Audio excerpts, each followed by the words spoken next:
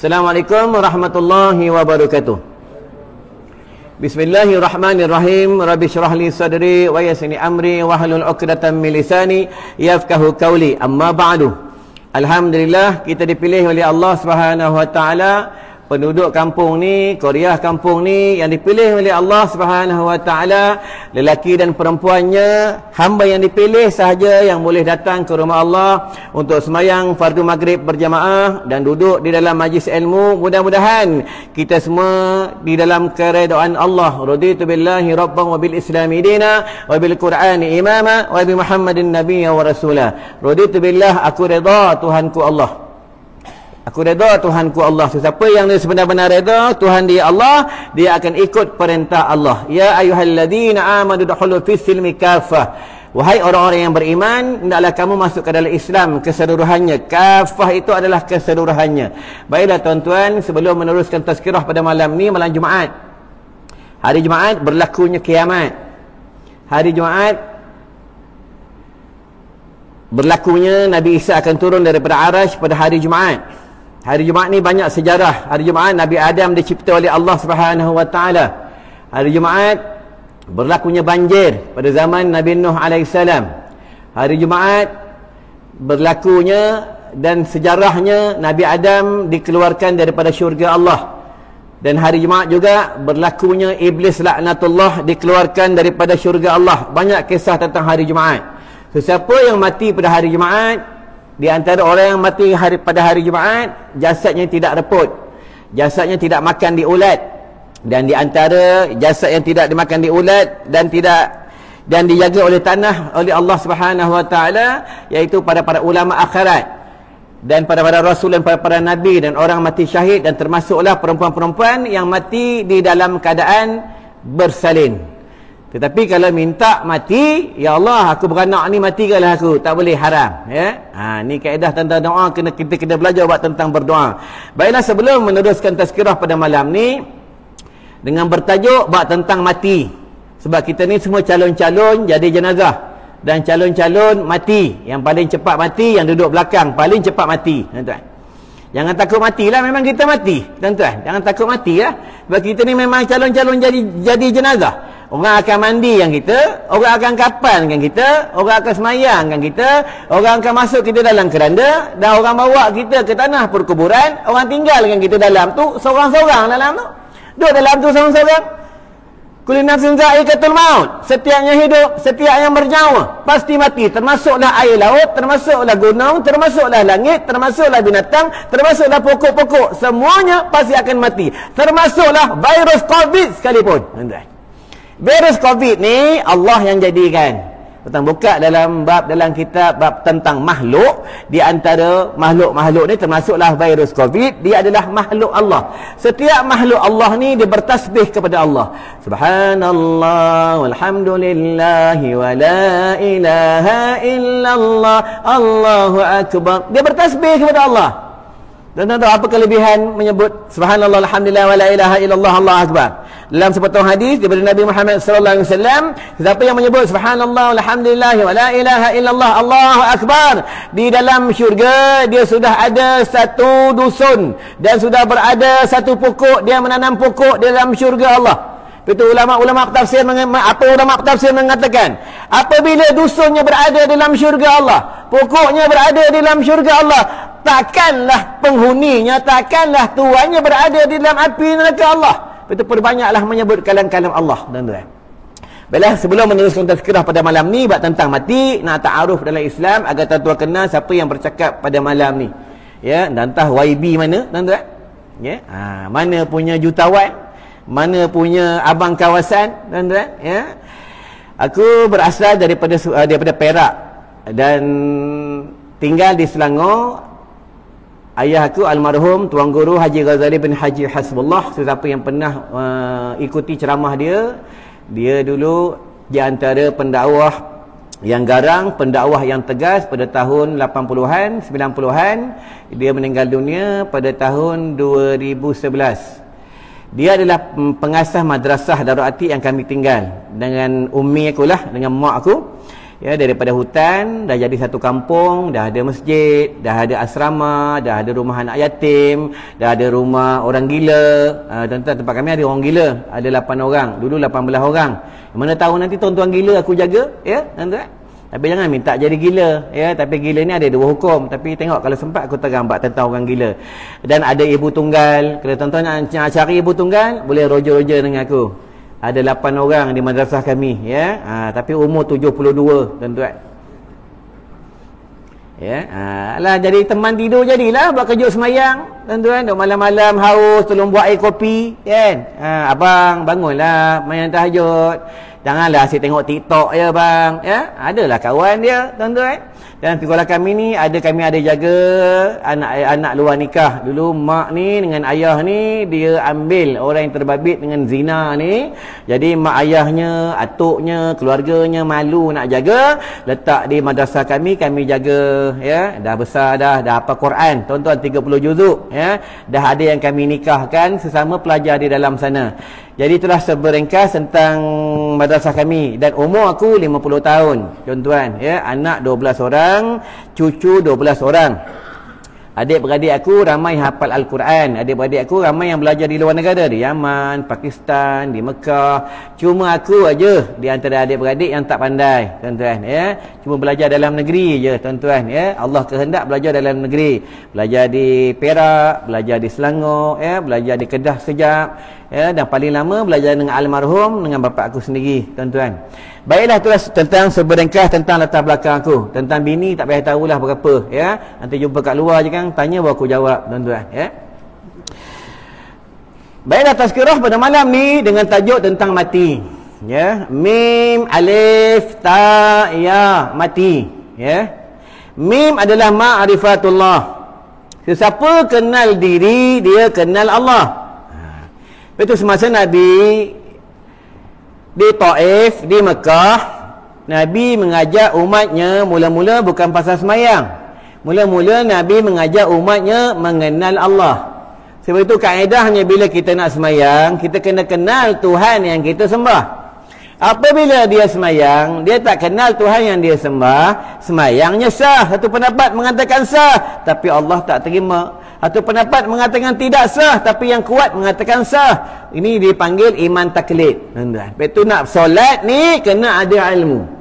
Sallu kama ra'aitumuni usalli. Hadis ni cukup masyhur. Mana-mana kitab bab solat ada cerita bab tentang hadis ni yang bermaksud apa, yang bermaksud apa bunyi dia? Sembahyanglah kamu macam mana kau lihat aku sembahyang. Ni kata Nabi. Ya, tapi kita sembahyang macam-macam style. Ya, angkat tangan pun macam-macam style. Ganam style, tuan-tuan, ya.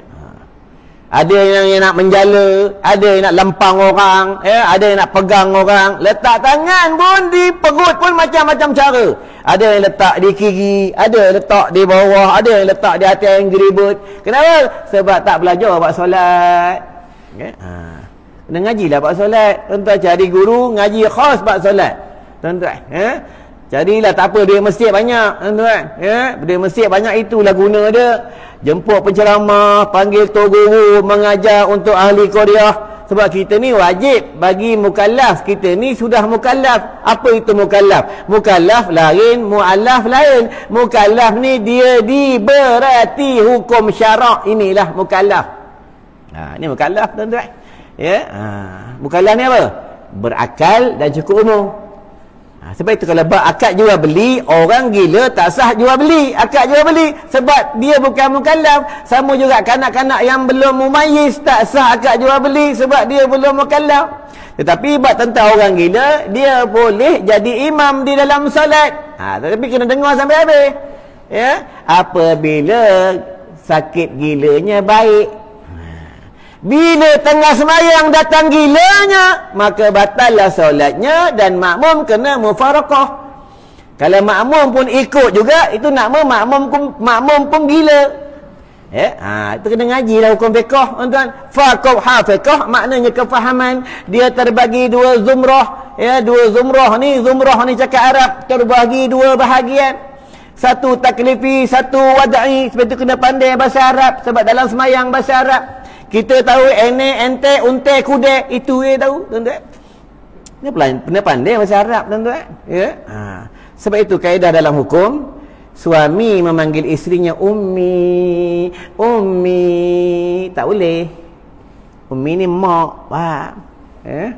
Nak panggil suami, nak panggil bini ayang boleh. Ayang. Ayang. Boleh. Ya. Isteri panggil suami baby boleh. Baby. Baby. Boleh. Marah panggil babi. Ya.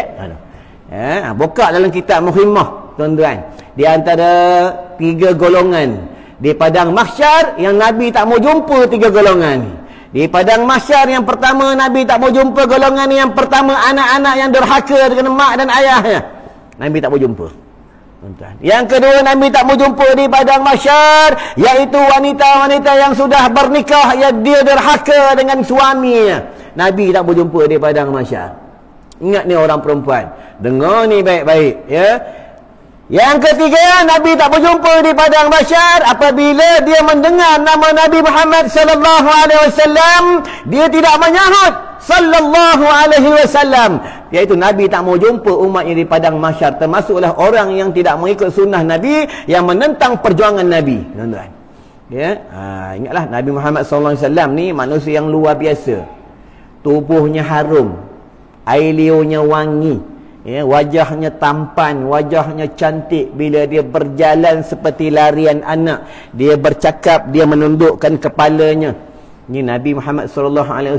Satu pendapat mengatakan mukjizat Nabi ni, dia buang najis di padang pasir ditelan oleh bumi. Kita berak tapi itu seminggu tak hilang. Tuan-tuan.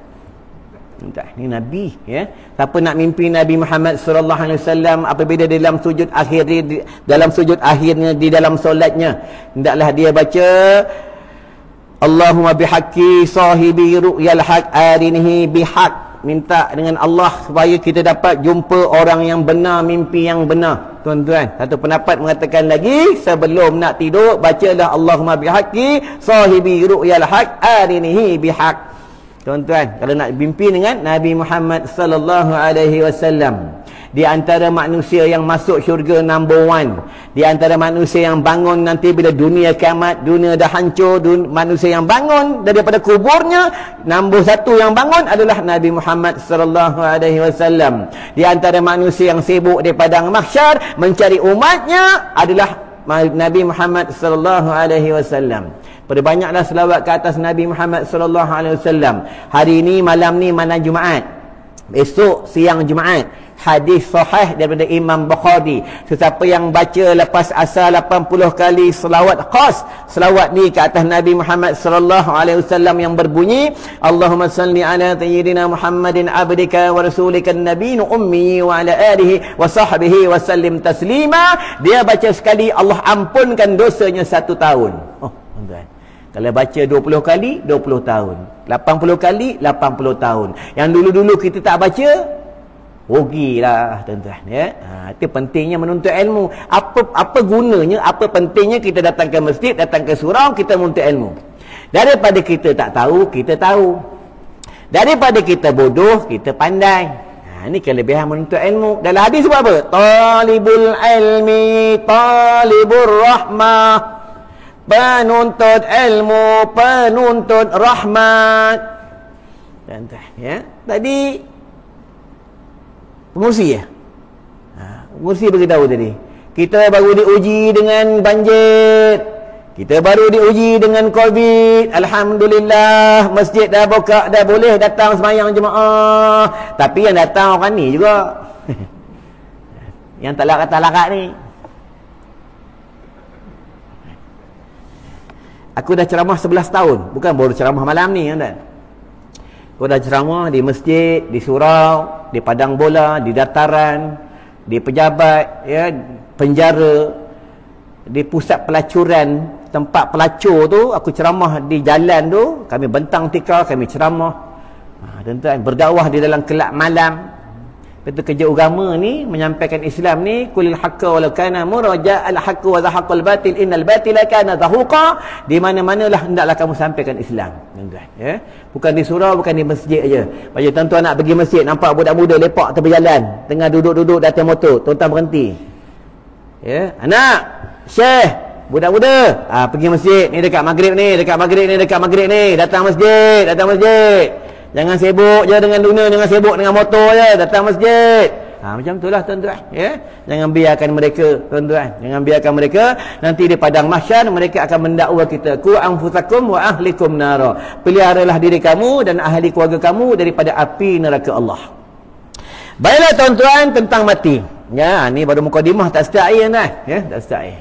Ya, siapa tahan tunggulah, tak tahan belah, tuan. Ya, memanglah duduk baca ilmu ni tak semua orang dapat. Tuan-tuan tengok sini, padahal kita duduk baru sekejap, kita rasa macam lama sangat. Kenapa? Ini akhirat. Sebab tu dalam kubur, orang dia dah mati sehari, dah tinggal dalam kubur sehari, kita rasa macam sehari, tapi dia dah tinggal dalam tu 1000 tahun. Tuan-tuan, ya, 1000 tahun. Bukannya sehari. Kita buka sejarah Nabi Isa AS. Nanti Nabi Isa turun, umur Nabi Isa 33 tahun. Masa Nabi Isa diangkat oleh Allah, dia tinggal di Arash, Nabi Isa umur 33 tahun. Kenapa Nabi Isa turun daripada langit umur 33 tahun? Kenapa? Nabi Isa duduk di Arash, duduk di langit kiraan akhirat. Nabi Isa AS, tuan-tuan. Siapa dia sempat duduk pada zaman Nabi Isa, ya, dia beruntunglah. Dia dapat duduk pada zaman seorang Nabi. Dia dapat bersalam dengan seorang Nabi, dapat duduk dalam satu kabilah, satu kelompok dengan seorang Nabi, dan dapat melihat wajah seorang Nabi. Tuan-tuan, ya. Nabi Isa ni orang ni cantik, orang ni handsome. Nabi-Nabi semua lawa, tuan-tuan, ya. Nabi-Nabi ni semua handsome, tuan-tuan, ya. Rasulullah ni, dia dalam baju dia 3 benda tak pernah tak ada. Yang pertama, dalam baju dia tak pernah tak ada kain sugi. Tuan-tuan, ni Nabi. Dalam baju Nabi ni tak pernah tak ada minyak wangi. Dalam baju Nabi ni satu lagi, dia tak pernah tak ada, tak pernah tinggal sikat. Nabi rambut dia cantik, tuan-tuan, ya. Dia bukan, Nabi ni bukan belah tepi, ya. Jangan silap, ya. Nabi tak belah tepi, tuan-tuan, ya. Nabi rambut ikal mayang. Ya, rambut ikal mayang. Satu pendapat mengatakan, ya, Rasulullah ni kalau jumpa orang dia senyum. Dan dia jumpa orang dia dulu bagi salam. Dia kalau balik rumah, masuk dalam rumah, dia buat kerja rumah. Inilah hebatnya seorang khalifah, seorang, ya, kekasih Allah, seorang ketua negara lah, ya. Seorang pemimpin, tuan-tuan, ya. Dia balik rumah, dia sendiri kemas rumah, dia sendiri tolong bini dia. Bukan macam kita balik rumah merentah. Macam mana malam ni, malam Jumaat, yang lupa siap ni malam Jumaat ni, abang dah makan ubat ni, lambat, ya. Tahu ubat dia, ya. Orang lelaki akhir zaman ramai mati pucuk, tuan-tuan. Kenapa ramai mati pucuk? Kerana mereka ramai yang kencing tak ikut sunnah. Nabi suruh kencing bertenggung, Nabi tak bagi kencing berdiri. Boleh kencing berdiri apabila dia kencing bertenggung dia tidak tos. Bila dia kencing berdiri, dia akan mengundang penyakit. Ni akhir zaman, ramai umat Nabi Muhammad bagi kaum lelaki, ramai yang berpenyakit dan ramainya mati pucuk, iaitu lemah syahwat kerana mereka kencing tidak ikut sunnah Nabi Muhammad sallallahu alaihi wasallam. Tuan-tuan, ya. Dan bermula seksa kubur. Bermula seksa kubur adalah kencing yang tak bersih. Tuan-tuan, kencing tak bersih. Kencing ni kena berdaham. Dah kencing berdaham, belaknya yang kuat-kuat terberak kalau tarik lah. Lepas tu tarik zakat. Inilah hukum fiqah, tarik zakat. Kenapa? Kalau tidak, dalam ni air kencing akan bertakung. Air kencing akan berada di dalam zakat bagi lelaki. Bila dia tidak berdaham, bila dia tidak tarik, nanti akan dikuatiri, akan meleleh, kena kain dan seluar dia. Dan bila meleleh dia tak sedar, bila dia buat solat, macam mana tentang solat? Sebab itu bermulanya seksa kubur daripada kencing yang tak bersih. Baiklah, tentang mati. Mim adalah ma'rifatullah. Siapa kenal Allah, mulutnya suka sebut Allah. Siapa kenal Allah, dalam hatinya selalu ada Allah. Bukan Allah duduk dekat jantung, bukan Allah duduk dekat hati. Maksudnya hatinya ingat Allah. Hatinya tak ingat selain Allah. Allah aja. Pada dalam solat, bila bermulanya takbiratul ihram, alif aja, dia tak ingat dah benda lain dah, ingat Allah. Ni di semayang dapat khusyuk, dapat khudur, Allahu akbar. Lepas itu dalam semayang dia ada tafahum, dia ada tadabbur, ya, dia ada tazakkul di dalam solat. Kita orang yang sebenar-benar semayang, dia khusyuk semayang, dan dia nak, bila dah habis semayang, dia nak semayang lagi. Dah habis semayang, nak semayang. Sebab dia dapat kenikmatan dia dalam solat. Kita tak ada. Datang semayang lambat. Balik semayang cepat. Semayang sunat Qobliyah Ba'diyah kadang tak semayang. Imam dah habis bagi salam, duduk sana, rukuk. Kalau rukuk ni, kalau boleh berhenti, berhentilah. Kalau tak boleh berhenti, menyorok-nyorok lah. Tambah pula, tambah kita pakai serban. Kalau kita pakai serban, kita isap rukuk pula, ahlak tak ada, tuan-tuan. Sebab serban ni mahkota malaikat Allah. Tuan-tuan, serban ni mahkota malaikat Allah. Tapi kadang ada orang kata isap rukuk, ada satu pendapat mengatakan makruh, atau pendapat mengatakan haram. Tapi asal hukumnya makruh, sebab dia berbau, dia berbau, dan dia akan jatuh haram bila di dalam darurah, dan bila dia akan jatuh haram bila menyinggung hati orang, dan boleh jatuh haram bila masuk benda haram dalam tembakau tu, dan akan jatuh haram bila menyakiti hati orang walaupun di dalam solat sekalipun.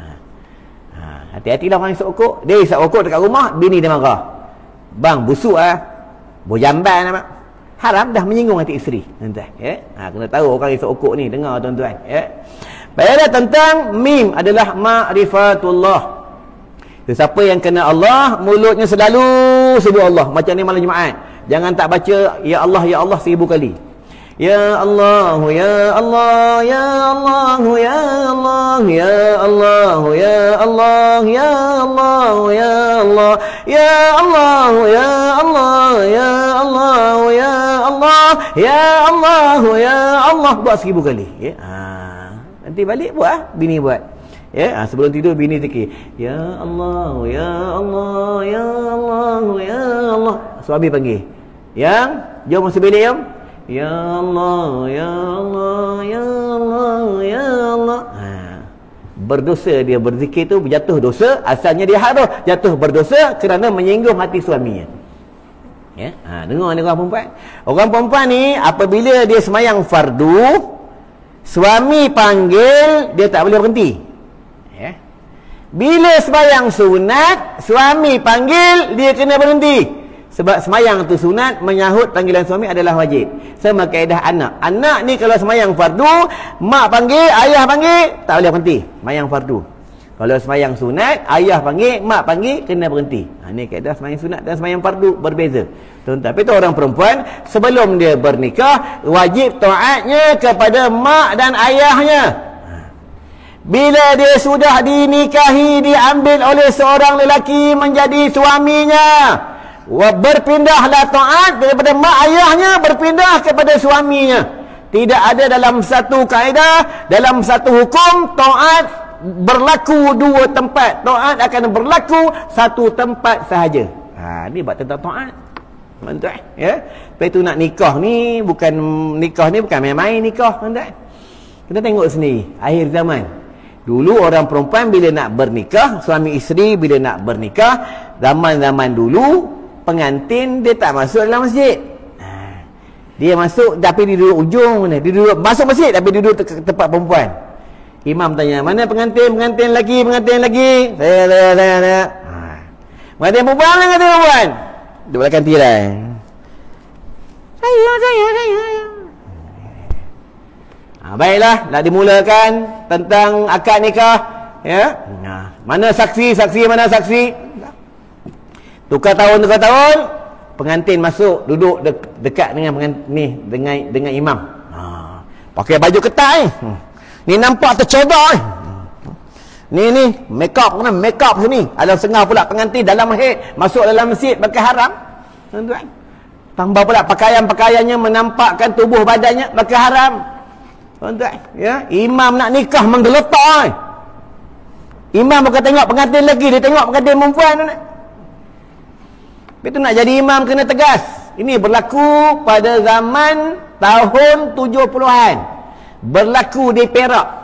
Tapi rahsia tempat dia. Masa tu Facebook tak ada, IG tak ada, TikTok tak ada. Imam ni setiap petang sebelum pergi masjid, dia lalu kat rumah orang, dia bagi tahu, "Assalamualaikum, Waalaikumsalam. Jangan lupa malam ni malam Jumaat. kami ada baca Yasin, kami ada majlis tahlil, kami ada majlis ilmu, datanglah. Ya, imam dulu tegas, tuan-tuan, garang imam dulu, ya. Jumpa seorang mamat. Syekh, malam ni datang masjid. Mamat dia cakap apa? Mam, imam pergi-pergi ya. Imam semayang, imam dapat pahala. Imam, kubur lain. Kubur imam lain, kubur aku lain. Oh, ada orang macam ni tak? Ada. Tuan tengok sendiri ya. Malam ni malam Jumaat. Kadang orang tuan badan tak datang, yang datang air, nak minta air Yasin. Orang tak ada air Yasin sampai. Lagi tu dekat-dekat Ramadan. Tuan tengok bila dekat-dekat Ramadan, nama ni banyak nama tahlil sampai. Tapi orang ni tak pernah sampai. Tuan-tuan, waris ni tak pernah sampai. Dia cuma hantar nama je, tuan-tuan. Tapi ingatlah tuan-tuan, betul rumah Allah ni cukup penting. Kita semayang jemaah ni, apa kelebihan semayang jemaah? Semayang jemaah ni mendatangkan rahmat kampung.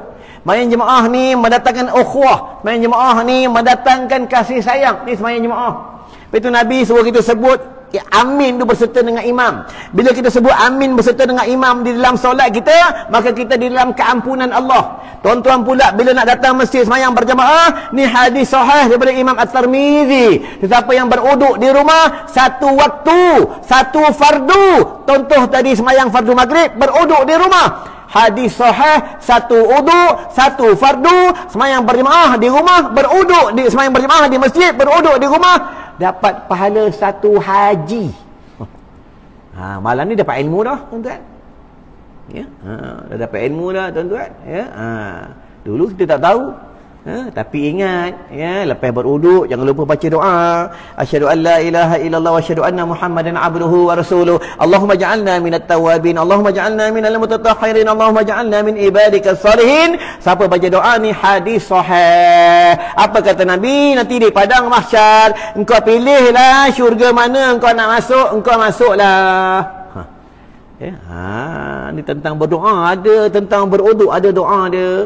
Uduk dekat rumah dalam bil air telanjang sah tak? Sah, tapi makruh. Uduk dekat masjid dekat luar tu telanjang sah tak? Sah, tapi haram. Betul hukum fiqh ni dia semua harus berbeza babi. Babi ni haram mutlak. Tuan-tuan, betul ulama tak bagi bergaduh bab hukum. Tuan-tuan, sama semayang jarak. Semayang jarak ni, jarak ke, rapat ke, tetap sah. Ya? Sunat, bukan wajib. Sunat dirapatkan sah. Kalau dia saja-saja merenggangkan, maka makruh. Itu hukum. Bila dia renggang di dalam darurah ni, kalau dia rapat, kena saman, kena tangkap, jatuh wajib pula dia renggang. Ni hukum solat. Ya? Itu jangan bergaduh. Semayang subuh baca doa kunut pun boleh, tak baca doa kunut pun boleh. Yang tak boleh tak semayang subuh. Itu yang tak boleh ya. Kadang orang dok bergaduh doa kunut, apa ni tak nak baca doa kunut, apa ni baca doa kunut. Sekati ya. Siapa baca semayang sempurna, siapa tak baca semayang tak sempurna. Tuan-tuan, yang tak boleh ni tak semayang ya, tuan-tuan ya. Inilah berlaku ni dekat satu kampung ni. Bila imam ajak dia pergi masjid, dia kata kubur lain-lain. Bila dekat bulan Ramadan, tuan-tuan tengok, bila dekat bulan Ramadan, orang yang tak suka datang masjid, orang tak suka majlis ilmu, tuan-tuan, bila dekat bulan Ramadan, dia pasti datang. Dia jumpa Pak Imam. Jumpa AJK masjid. Dia jumpa Pak Imam, dia beritahu ke Imam, Mam, ni kan nak dekat bulan Ramadan, ni ada nama tahlil, minta tolong datang rumah lepas isyak, tolong buat tahlil arwah. Tuan-tuan, doa tahlil arwah ni senang tuan. Tak boleh bahasa Arab, doa Melayu. Sama pakai serban. Tuan-tuan, kenapa tuan-tuan takut pakai serban? Tengok pakai serban, berapa ramai pakai serban? Satu. Tak banyak pakai serban. Kenapa takut pakai serban? Sebab takut kena tolak jadi imam. Tu takut pakai serban. Sama juga datang masjid. Kenapa datang masjid lambat-lambat? Takut kena tolak jadi imam. Tuan-tuan. Itu yang berlaku satu tempat. Nanti aku tak cerita, tuan-tuan. Ni nak cerita ni berlaku pada satu tempat sebab orang ni tak suka datang masjid, tak suka menuntut ilmu. Bila dekat bulan Ramadan, orang ni datang jumpa Pak Imam, Mam, tolonglah datang rumah buat tahlil arwah. Imam ni dia orang yang kuat ilmu, orang yang tahu hukum dan hakam. Dalam hati imam cakap apa? Inilah orangnya aku ajak pergi masjid, dia kata kubur lain-lain. Masa inilah aku nak ajar dia supaya dia insaf, dia sedar, nanti dia bertaubat kepada Allah, dia datang ke rumah Allah. Habis semayang, imam bagi tahu dengan makmum, wahai semua makmum, ada tadi orang datang, dia ajak kita datang pergi rumah dia buat tahlil arwah. Aku ni imam, aku nak arah kamu semua jangan pergi, sebab aku ni imam. Kalau makmum tak boleh lawan imam. Orang dulu tegah tuan-tuan, ya. Sebab dia melawan hukum Allah, tak boleh datang sembahyang jemaah. Tak nak datang sembahyang jemaah ni melawan hukum Allah, tuan-tuan. Bukanlah hadis. Apabila mereka dengar azan berkumandang, rumah mereka dekat dengan masjid, mereka tanpa uzur syarat tak datang sembahyang berjamaah, sembahyangnya sah tapi Allah tak terima sembahyang dia. Sembahyang sah Allah tak terima, tuan-tuan. Bagi lelaki, perempuan tak. Perempuan ni datang sembahyang makruh, wajib menuntut ilmu. Kenapa dia makruh? Bila dia keluar rumah akan mengundang fitnah. Tengok dia dalam solat, kenapa dalam solat perempuan sembahyang di belakang? Kenapa perempuan tak sembahyang satu saf? Kenapa? Kalau dia sembahyang satu saf, penuh masjid ni, tuan-tuan. Kalau tak percaya nanti subuh bagi orang perempuan azan. Tengok. Allahu Akbar. Orang kena stroke pun datang, kan? Sebab yang azan ni perempuan, suara dia sedap. Tengok dia dalam solat, bila berlakunya kesalahan imamnya bagi perempuan, makmum bagi perempuan, bukan dia nak menegur tu bukan menggunakan suara, hendaklah dia menegur menggunakan tangannya. Nampak? Kenapa? Suara itu mengundang fitnah, tuan-tuan. Betul hukum bercakap dengan perempuan di dalam telefon, asal hukumnya dia harus tak jatuh haram. Akan jatuh haram bila datang syahwat. Itu tengok perempuan tak haram. Tengok perempuan tak haram, tuan-tuan. Siapa kata haram? Ya? Kalau haram tak boleh bekerja lah. Kalau haram beli barang macam mana? Bawang 2 kilo? Tak haram. Yang haram ni bila mendatangkan syahwat, tuan-tuan. Ya, itu kena tahulah hukum dia, ya. Inilah berlaku ni di tempat ni. Jadi imam tak datang, orang masjid tak datang, tuan-tuan tengok sini. Kalau ada majlis tahlil, ya, majlis kenduri ke apa, orang masjid tak datang, yang datang dulu siapa? Geng-geng motor suku datang dulu. Geng-geng pancing, geng-geng kolam, geng-geng kedai kopi, ya. Geng-geng bola sepak, geng-geng takraw ni, geng lepak-lepak ni, dia sampai dulu, dia duduk tepi beranda, duduk dekat luar, isap rokok. Mana kata atas imam lambat betul imam. Ya, tak tengok mana-mana macam tu, tuan-tuan. Bila dah lama imam tak datang, di mana imam tak datang, orang duduk, ada duduk kat luar, duduk kat dalam. Orang dulu bila nak buat tahlil arwah, bukan orang dulu, sekarang pun mungkin ada lagi ikut, ya. Dia akan keluarkan air. Untuk apa air ni? Untuk bagi imam lah, tuan-tuan. Imam haus buat tahlil arwah. Tuan rumah ni keluarkan air daripada pintu depan tu, pintu dekat tu, dalam ruang tamu, keluarkan air. Keluarkan air, bagi ke orang ni. Orang ni kata, engkau lah. Air itu tawar satu rumah. Engkau lah. Air itu tawar daripada penuh, tumpah air kosong. Nampak? Ya. Salah seorang sebutlah la ilaha illallah. Dia nak sebut la ilaha illallah tu, la ilaha illallah, tak ada seorang yang boleh buat tahlil. Sangka si bongok-bongok ni, dia ingat tu tahlil arwah. Dia bawa la ilaha illallah, la ilaha illallah, 2 jam dia bawa. Kenapa dia bawa 2 jam? Nak berhenti tak tahu. Ni masalah kalau tak ada ilmu, tuan-tuan. Ya, orang sana tengok sana, orang sana tengok sini, orang sana macam mana nak berhenti? Baju dah basah, tuan. Itu pentingnya ilmu, tuan. Ilmu ni penting, tuan. Jangan main ilmu ni, ya. Kalau bab talak kena ngaji, talak soreh, talak rujai, talak kabir, talak kinayah, talak hukum, bertulis di WhatsApp. Akhir zaman banyak berlaku cerai-berai, tulis kat WhatsApp. dia tulis lapas cerai, dia tulis dia cakap, dia tulis tak cakap, apa hukum? Ya, kena belajarlah bab talak, tuan-tuan. Ya, talak mati macam mana, talak hidup macam mana. Lepas tu apabila berlakunya cerai-berai suami isteri, iaitu talak hidup, isteri kena tinggal dalam rumah tu yang kena keluar, suami kena keluar, tuan-tuan. Dia tak ada, bila berlaku cerai-berai, isteri kena keluar, suami lepak dalam rumah main TikTok, tuan-tuan. Bini bila kena keluar, bini tak boleh keluar selagi bila habis iddah, dia tak boleh keluar, tuan-tuan. Dia kena belajar hukum talak, hukum cerai-berai, tuan-tuan. Ya. Lepas tu suami ni dia berat. Dengar ni abang Sadu, tuan-tuan. Tuan-tuan ingat jadi suami ni senang. Suami ni susah, tuan-tuan. Ya. Susah suami. Anak isteri dah masuk syurga, suami tak masuk lagi. Suami tak masuk lagi, tuan-tuan. Ya. Ini yang cerita ni.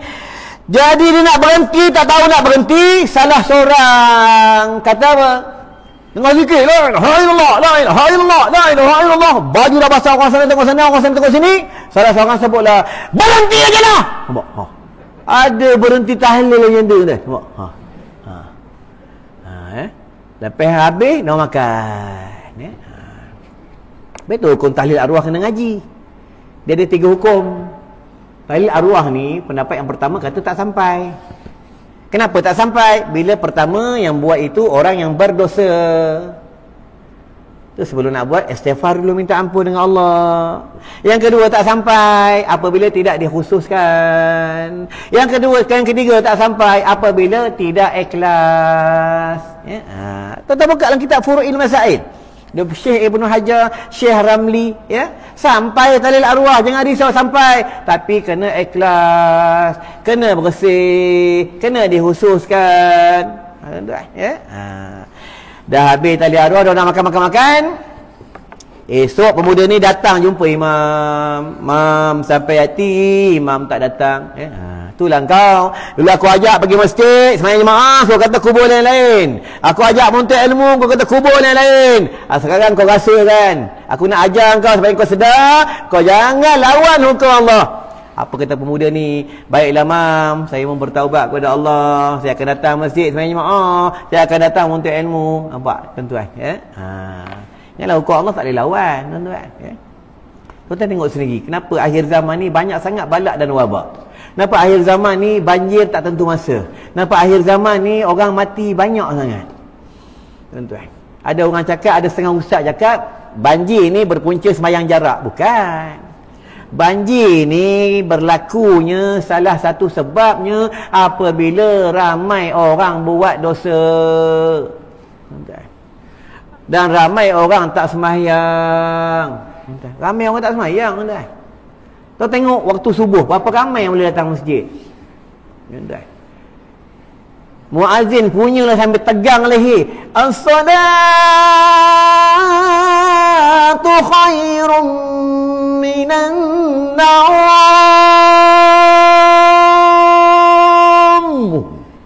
Ini muazzin baru lepas dapat gaji. Boleh lepas dapat allowance, tuan-tuan, ya. Kalau slow macam ni, as-salatu khairum minan naum.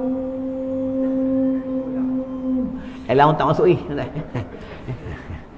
Itu dalam buka dalam kitab Bahrul Mazi. Sesiapa yang menguruskan rumah Allah, sesiapa yang menyampaikan hukum Allah, harus dia menerima pemberian daripada orang ramai sagu hatinya. Boleh? Ya? Boleh terima, tuan-tuan. Ya? Kalau dia nak menetapkan bayaran, kata ulama, boleh jika dia ada mengeluarkan modalnya. Tetapi segi pahalanya macam mana? Segi pahalanya kata ulama, dia dekat negeri akhirat sudah tak ada pahalanya kerana sudah dapat upah di dunia. Faham? Tuan-tuan, ya? Baiklah tentang mati. Dah setengah jam baru mim tak habis, tuan-tuan. Tuan-tuan jangan risau, 1 jam ni aku berhenti, ya. Sebab pembayarannya 1 jam, tuan-tuan. Ustaz minta duit? Tak. Tuan-tuan nak bagi, tak nak bagi sudah, ya. Aku tak minta duit, tuan-tuan. Sebab Tuhan aku bukan duit, Tuhanku Allah, tuan-tuan, ya. Lepas tu kita kalau tak ada duit, ya, mengadulah tuan yang membuat duit. Siapa? Allah, tuan-tuan. Ni hadis sahih. Sebelum subuh, Jangan tinggal baca ni. Subhanallah bihamdi, subhanallahil azim, astaghfirullah. Subhanallah bihamdi, subhanallahil azim, astaghfirullah. Subhanallah bihamdi, subhanallahil azim, astaghfirullah. 100 kali. Hadis sahih. Seorang sahabat, hidup dia miskin. Dia jumpa dengan Nabi Muhammad SAW. Dia kata, ya Rasulullah, hidup aku susah, hidup aku miskin. Apa kata Rasulullah SAW? Sebelum subuh, engkau jangan lupa baca subhanallah wa bihamdi, subhanallahil azim, astaghfirullah 100 kali setiap hari. Dia beramal, tuan-tuan, dia jadi jutawan. Nampak? Ya? Ada semua dalam Islam. Ada semua dalam Al-Quran. Tuan-tuan. Hidup nak berkat, Allahu Rabbi, berkasih sayang, la yarham wa la yurham. Tuan-tuan. Sama juga dalam rumah, suami isteri nak berkat dalam rumah, kena ikut Islam tuan-tuan. Dia punya tentang masaknya, dia tentang pergaulannya, tentang dia bersama suami isteri, semua kena ikut Islam. Berkasih sayangnya, semua kena ikut Islam tuan-tuan. Ya, ni kaedah tentang nak selamat, kena ikut Islam. Alif, sim, lam, alif, mim, Islam. Alif adalah Allah, sim adalah selamat, lam, alif, latifun, kelemutan, mim adalah ma'rifatullah. Baiklah, tentang mati, mim adalah ma'rifatullah. Lepas itu mati ni sangat menakutkan. Dalam 1000 yang mati boleh sebut la ilaha illallah 1000 seorang. Seorang ni tuan-tuan. Tadi lepas main maghrib, Kaimah dia baca Allahumma ajirni minan nar, Allahumma ajirni minan nar, Allahumma ajirni minan nar, Allahumma ajirni minan nar. Tapi kena 7 kali. Ni hadis sahih. Kata Nabi apa? Sahabat tanya dengan Nabi, ya Rasulullah, apa kelebihan baca Allahumma ajirni minan nar? Apa kata Nabi Muhammad SAW? Lepas sembahyang fardu maghrib, lepas sembahyang fardu subuh, sesiapa yang lepas baca istighfar, dia baca Allahumma ajirni minan nar 7 kali, dan dia tidak berganjak daripada tempat duduknya selagi belum selesai Allahumma ajirni minan nar 7 kali, dia mati pada hari itu mati husnul khatimah. Seandainya namanya berada di pintu neraka pada hari itu, Allah padamkan namanya. Nampak tu tuan-tuan? Walaupun sembahyang berjamaah, walaupun sembahyang dalam musafir, sembahyang di rumah, jangan tinggal baca Allahumma ajirni minan nar 7 kali. Yang dapat ni umat Nabi Muhammad SAW, yang umat Nabi lain tak dapat, tuan-tuan. Tak dapat. Kita je dapat, tuan-tuan. Kita duduk dalam majlis ilmu ni, duduk ni. Tu sandar-sandar, tu. Tu ada dinding, tak ada dinding, tumbang, tuan-tuan. Duduk dalam majlis ilmu ni 1 jam, satu pendapat mengatakan 1 saat pahalanya seperti dia beribadah 1000 tahun. Bila nampak? Apabila roh sampai qalqalah ni, sampai ni. Tu bila orang nak mati, roh naik sampai ke lutut. Bila sampai ke lutut, kaki sejuk. Sampai ke pinggang, perut sejuk. Sampai ke perut, sampai ke dada, dia akan berombak-rombak. Ni orang nak mati, tuan-tuan. Bila orang nak mati, ya. Dia boleh sampai sini, orang nak mati ni bercakap dengan malaikat, wahai malaikat, bagi aku peluang nak sembahyang sunat 2 rakaat. Kata malaikat Allah, wahai pulan anak si pulan, sekarang bukan masa untuk sembahyang sunat, sekarang bukan masa untuk baca Al-Quran, sekarang bukan masa untuk sedekah, sekarang masa engkau dah nak habis. Farji'na na'mal salihah inna muqinun. Ya. Ni kain sugi ni nampak macam biasa, tapi dia luar biasa. Tuan-tuan ada kain sugi? Rokok ada, rokok. Rokok ada, kain sugi tak ada. Tuan-tuan tengok kain sugi ni, buka dalam kitab Bidayatul Hidayah daripada Imam Ghazali Hujatul Islam. Nama Imam Ghazali ni bukan nama Imam Ghazali. Nama dia Ahmad. Dia Ahmad At-Tausi. Dia 2 beradik, satu nama Ahmad, satu nama Muhammad. Imam Ghazali ni, tuan-tuan. Ya, dalam kitab tu menyebutkan hadis yang nukil daripada Nabi Muhammad SAW. Apa kata Nabi?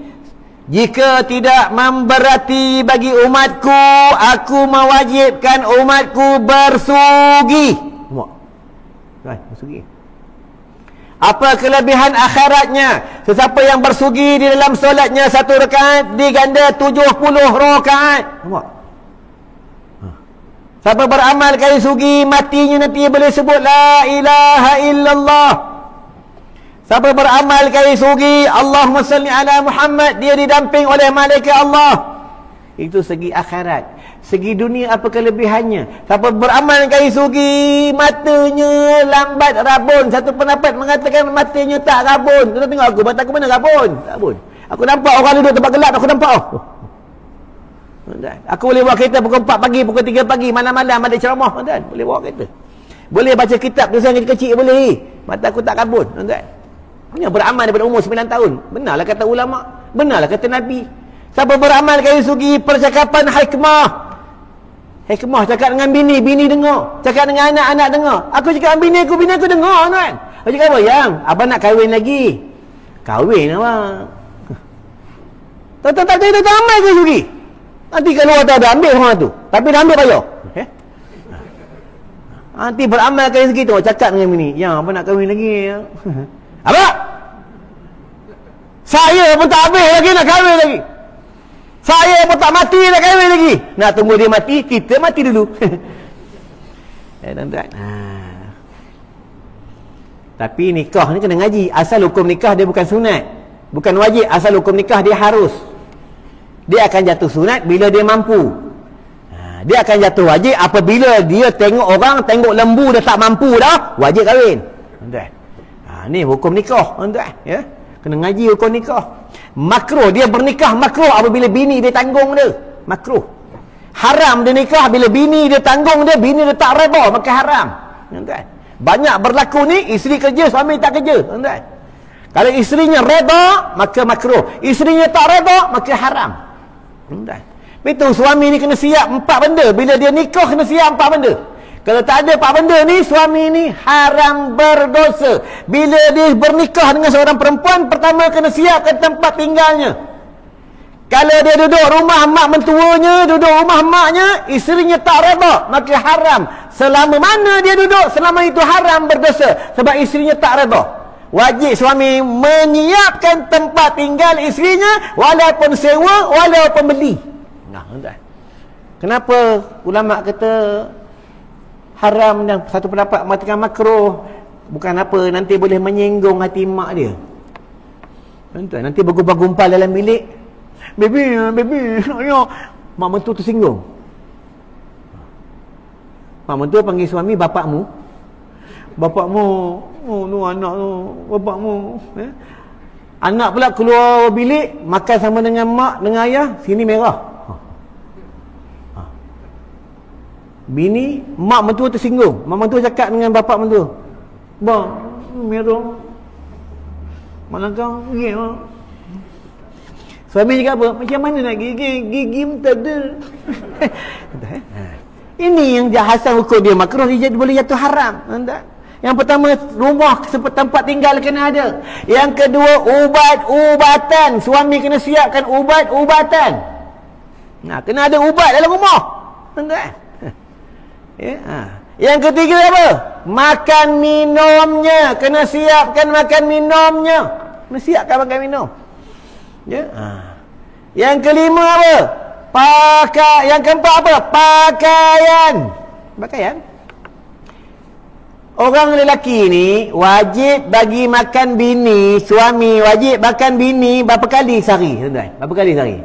Aku nak tanya ni, yang gaya macam belajar Mesir ni, berapa kali? Berapa kali? Balik wajib kita muzakarah. Wajib bagi makan bini sehari berapa kali? 2 kali. Ni orang mengaji ya, 2 kali. Ya, tapi sekarang kita bagi makan lebih. Tu yang badan macam penyu. Bila banyak makan, badan jadi besar, tuan-tuan. Tu orang dulu rajin berpuasa. Kita buka sejarah Rabi'atul Adawiyah. Kan ada satu syair. Rabi'atul Adawiyah, serikan yang tercinta. Tu, Rabi'atul Adawiyah. Rajin berpuasa, malam-malam sembahyang. Allahu Akbar, sami Allah liman hamidah. Doanya tak ada hijab. Rabi'atul Adawiyah. Dia anak yatim. Yatim piatu. Rabi'atul Adawiyah. Kita buka sejarah Rabi'atul Adawiyah. Di antara wali perempuan, wali Allah. Tuan-tuan. Satu pendapat mengatakan dia boleh sembahyang di atas udara. Itu yang Hasan Al-Basri membentangkan. Kita buka kitab para wali. Hasan Al-Basri pun sembahyang di atas udara, dia nak meminang Rabi'atul Adawiyah. Itu kata Rabi'atul Adawiyah. Apa kata Rabi'atul Adawiyah? Wahai Hasan Al-Basri, jika engkau salat nak menunjukkan dengan aku kehebatan engkau salat, engkau nak memikat hati aku tidak terpikat pun dengan kau. Hati aku hanya terpikat kepada Allah. Nampak tuan-tuan, ya? Inilah orang-orang dulu, tuan-tuan. Perempuan sekarang, ya? Suami kau ada kereta Honda. Suami kau ada kereta Honda. Lemah. Orang sekarang tuan-tuan, ya? Lemah. Orang kita ni suka ikut orang, ya. Dulu mana-mana rancang berdosa, betul lemah pula tuan-tuan, ya. Sekarang abang Hanafi pula, ya. Orang kita ni suka ikut orang tuan-tuan, ya. Baiklah, tadi mim, ya, sampai alif je tuan-tuan. Lepas ni aku berhenti, ya. Aku dah tak larat lah tuan-tuan, ya. Tuan ingat cakap ni senang, ya. Susah cakap ni tuan-tuan. Otak nak jalan. Tengok sana nak cakap apa, tengok sini nak cakap apa, tengok sini nak cakap apa. Tuan-tuan, mata orang ni berbeza mata kucing. Kita tengok kalau kat rumah anak kita dia nakal, kita tengok tengok diam dia. Tuan-tuan, kalau kita buat benda tak elok, contohlah kalau kita buat benda tak elok ke apa, kucing tengok kita, selamba kita tuan-tuan. Mata kucing dengan mata orang lain, tuan-tuan, ya. Mata orang ni dia ada aura. Ya, dia ada aura, tuan-tuan. Mim adalah ma'rifatullah, alif adalah Allah. Ya, alif adalah Allah.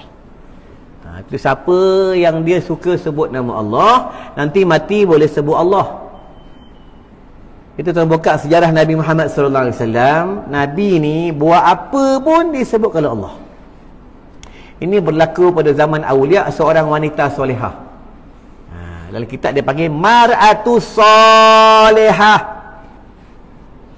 Tuan-tuan jangan risau, sikit lagi berhenti, ya. Sabar ya. Tengok dah tak tahan, mula bersila, duduk tahiyat, ya. Betul berlunjuk, tuan-tuan, ya. Memanglah kita belajar yang macam tu, tuan-tuan. Tapi kalau tuan-tuan nak baring lah, tak apa, aku tak marah, ya. Tuan-tuan, maklumlah kita ni dah berumur, tuan-tuan. Bila dah berumur ni macam-macam penyakit. Ada kencing manis yang bangun-bangun tu kencing tu. Sebab apa, bila kencing manis dia suka kencing, tuan-tuan, ya. Sendi-sendi sakit, tulang-tulang sakit, kena gout. Kenapa kita banyak penyakit? Kita makan pun banyak tak ikut sunnah. Kita makan pun campur. Tom yam campur tak boleh. Dia bukan haram, tak haram. Makanan laut tak boleh dicampur dengan makanan darat. Bila dia campur makanan laut dan makanan darat, orang ini akan mengundang penyakit. Tuan, ya. Ini bukan hadis ni kalam ulama, tuan, ya.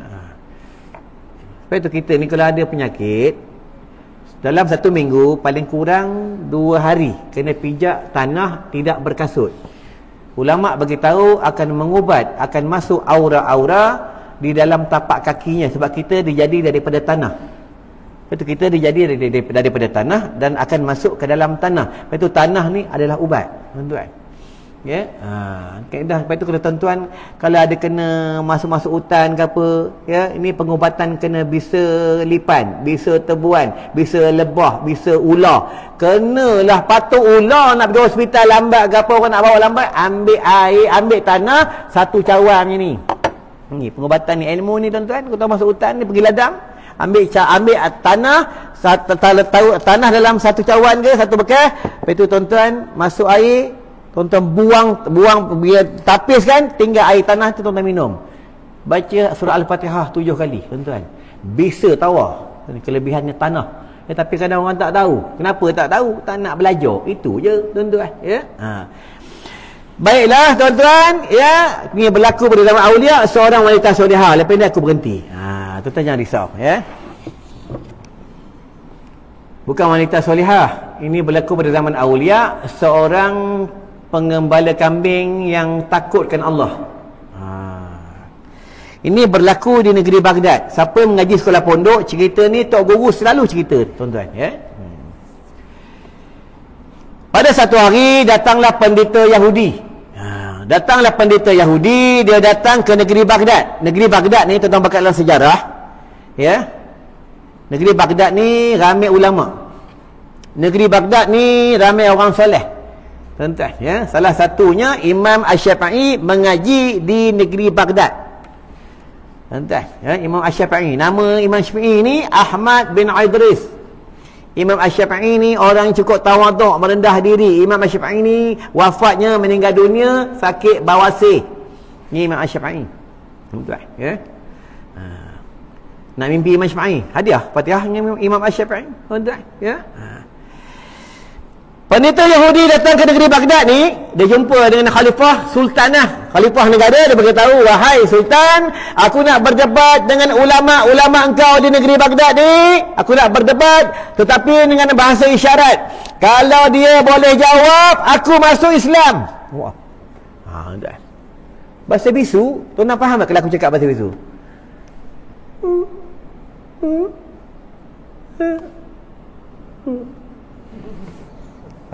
Tu faham.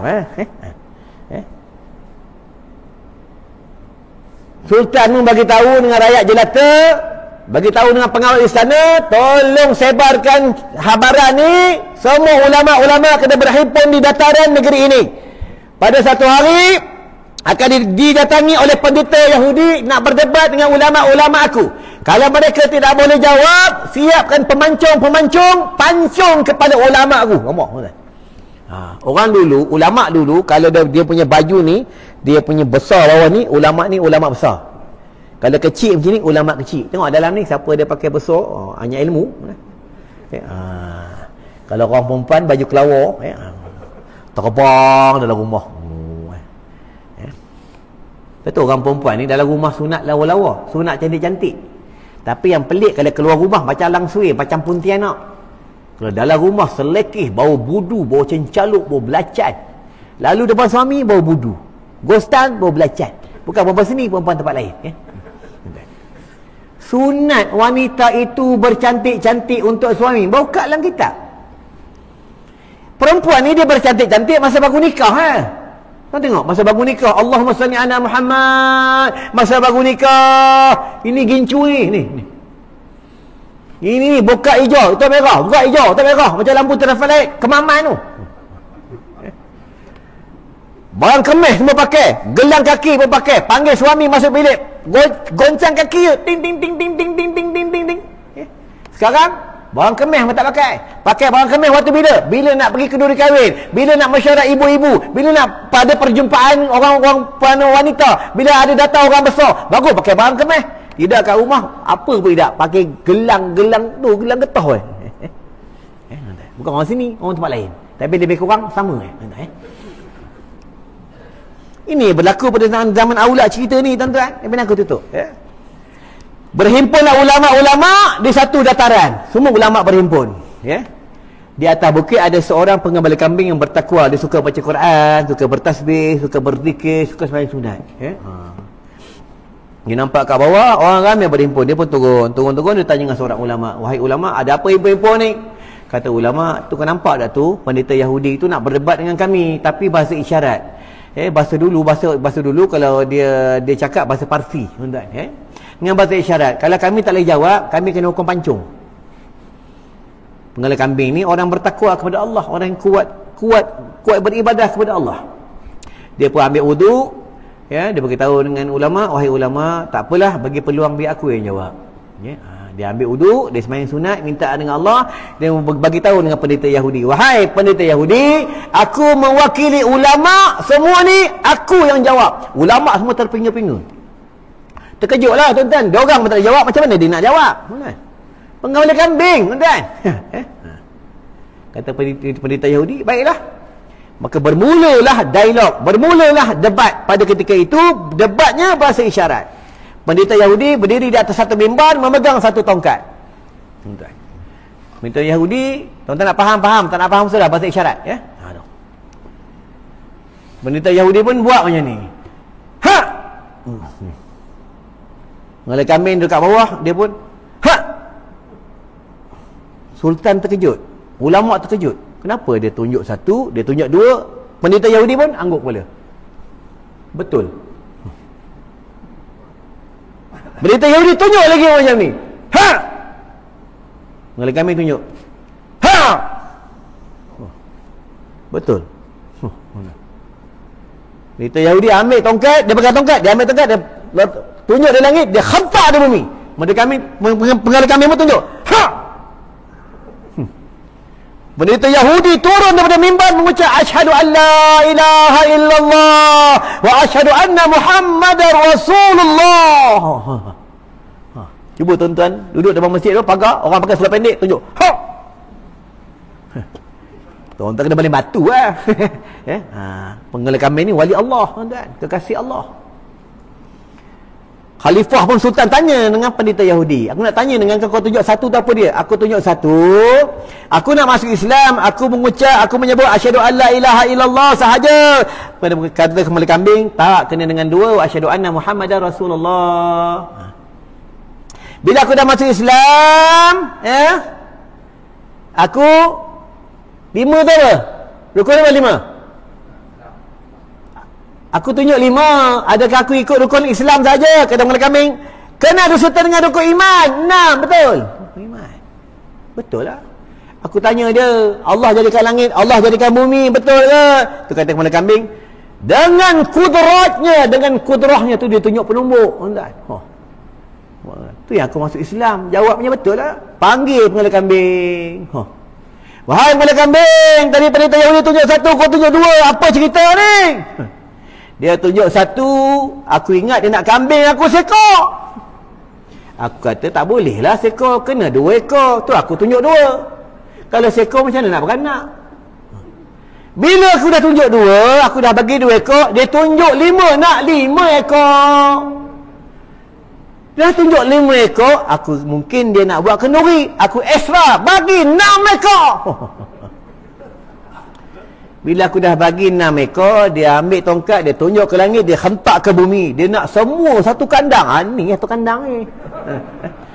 Tuan-tuan. Lepas tu dia masuk Islam. Nampak tuan-tuan? Ni kelebihan wali Allah. Ni kelebihan kuasa Allah Subhanahu Wa Taala. Baiklah tuan-tuan, rasa cukup sampai kat sini. Jadi sebelum tutup tuan-tuan, kita ni dah berumur, banyak sakit mata. Ni aku dah bawa ubat sakit mata daripada air Zam-Zam asli, tak ada campur pengawet apa sekalipun. Kami masukkan surah Al-Fatihah 1000 kali. Inilah satu amalan aku tak pernah tinggal setiap hari. Setiap hari titik, siang 3 kali, malam 3 kali, sebelum tidur, bangun tidur. Titik dekat mata. Tak kira siapa. Lepas operasi pun boleh titik. Sebab dia adalah air Zam-Zam semata-mata, tak ada campur bahan-bahan apa. Cuma kami masuk ayat Quran dalam ni. Alhamdulillah, dah ramailah katanya mujarab dan baik, kata mereka. Ada yang umur 70 tahun, ustaz saya dah boleh baca Quran. Ada seorang tentera, dia bawa kereta pun tak nampak, ustaz saya boleh bawa kereta tak pakai cermin mata. Kita minta dengan Allah, sebab Nabi beritahu dah air Zam-Zam adalah ubat. Tuan-tuan sakit telinga, titik. Sakit hidung, titik. Anak aku baru ni kena penyakit gatal-gatal satu badan, dia titik, tuan-tuan. Allah angkat penyakitnya, tuan-tuan. Kelebihan air Zam-Zam. Dan dia baca surah Al-Fatihah 1000 kali. Tuan-tuan, ada dekat luar, tuan-tuan boleh ambil. Tuan-tuan boleh ambil, jangan tak ambil, tak banyak pun tuan-tuan, tak banyak pun. Tuan-tuan lagi kasri kejang. Kasri kejang ni ada dalam hadis Imam Bukhari dalam kitab Nasaihul Ibad daripada Syekh Ibnu Hajar. Tuan-tuan kalau sapu dekat sini, tuan-tuan hidu. Dia menguatkan minda, menguatkan memori, menguatkan hafalan. Ni kelebihan kasri kejang. Kalau tuan-tuan sapu di tangan, Allahu Rabbi kata ulama, menghindarkan penyakit dan menghindarkan virus. Tambah-tambah tengah Covid. Ada hamba Allah lah 5-6 orang, adik keluarga kena Covid, tuan-tuan. Dia sapu kat sini, hidu, sedut, hidu, sedut. 2 hari je kena penyakit Covid. Masuk dalam air 5-6 titik, buat mandi. Tuan-tuan, siapa yang buat mandi, dia menguatkan tubuh dan menguatkan sendi. Dan kalau kita dalam rumah ada gangguan, ada banyak tikus, banyak cicak, masuk dalam air, tuan-tuan spray. Dalam kitab menyebutkan menghindar binatang berbisa. Dan siapa hidup, kadang-kadang dia sendawa, Allah nak keluarkan penyakit-penyakit di dalam tubuhnya, tuan-tuan. Banyak dia kelebihan. Kalau siapa menghidu, sapu dekat dada, mengangkat penyakit lelah, menguatkan jantung, banyak sangat kelebihan kasih kejang. Nak tegang tak sempat, tuan-tuan. Ada dekat luar, tuan-tuan boleh ambil seorang satu. Madu lebah pun ada, tuan-tuan boleh ambil. Jangan tak ambil. Tapi dah ambil, bayar itu je.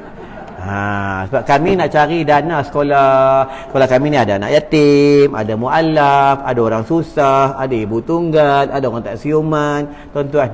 Tu ada tabung madrasah, tuan-tuan boleh infak. Kalau tuan-tuan ada pergi ke Selangor, Batang Kali, naik genteng turun ke Batang Kali, kita ambil exit belah kanan, pergi ke Kuala Kubu Baharu, nanti ada kona-kona, ada nampak signboard Darul Atik, tuan-tuan boleh masuk dalam 10 rantai sahaja. Anak murid ada dekat 100 orang, tuan-tuan. Dia kawasan kami kawasan bukit. Sekolah di atas bukit, dekat dengan Genting Highland. Tapi alhamdulillah masa banjir itu, Allah jaga kami tak kena banjir, ya. Allah jaga kami sebab budak-budak kami, ya, pukul 4 pagi dah bangun sembahyang tahajud dah. Pukul 4 pagi ya, orang dah datang tahajud. Allahu akbar, Allahu akbar. Tahajud di sekolah kami, tuan.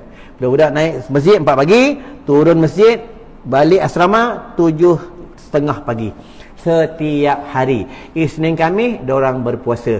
Tuan-tuan, inilah ni pelajar kami belajar 2 sesi, satu hafal Quran, satu alim ni belajar kitab kuning, ya, kitab Arab, kitab Jawi lama, ya tuan-tuan. Inilah tentang sedikit tentang madrasah kami. Kalau tuan-tuan ada lalu boleh singgah di madrasah kami, tak ada masalah, ya. Dan itu tabung madrasah, tuan-tuan boleh infak. Dan nak minta maaf seandainya terkasar bahasa, ada tersinggung, ayat Quran ada salah, hadis ada tersasar, hukum ada tersilap, dan minta maaf banyak-banyak. Pangkat atuk, pangkat mak, pangkat bapak, pangkat abang, pangkat adik, bila ada tuan-tuan ada terkecil hati, tersinggung, ya, cara penyampaian aku ni, minta maaf banyak-banyak. Mudah-mudahan kita semua dalam redha Allah, dalam keampunan Allah. Kita tutup dengan doa. A'udzubillahi minasyaitonirrajim. Bismillahirrahmanirrahim. Allahumma bika amsayna wa bika asbahna wa bika nahya wa bika namut wa 'alaikal masir bi rahmatika ya arhamar rahimin. Walhamdulillahi rabbil alamin. Wassalamualaikum warahmatullahi wabarakatuh.